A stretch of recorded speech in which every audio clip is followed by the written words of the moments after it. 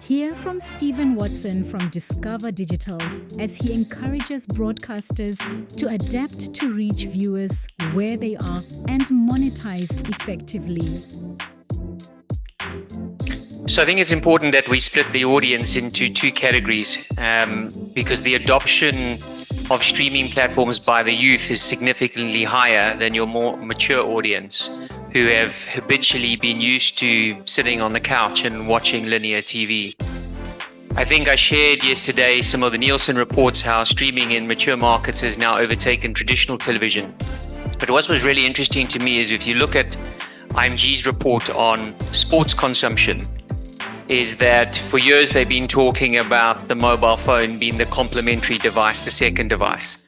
It's now the primary device, particularly amongst the youths. And I spoke very briefly in terms of content formats that 9:16 short format content has overtaken 16:9 consumption long format on streaming, which is not unexpected if you consider TikTok, Insta, LinkedIn are all talking about the increased use of video within their platforms. Obviously, some of them are video, but LinkedIn is just talking about exponential growth of video content, which was traditionally a platform where we would consume business content in pictures and written text. So it is imperative, as I shared yesterday, that broadcasters don't look at OTT now as a complementary technology. It is like buying additional satellite capacity because your audience moved.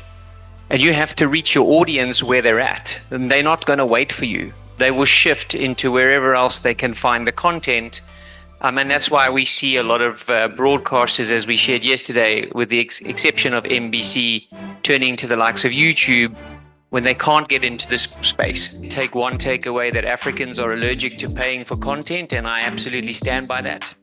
So that means for free-to-air broadcasters, stay in the free space. That limits your monetization strategy to both direct and programmatic advertising.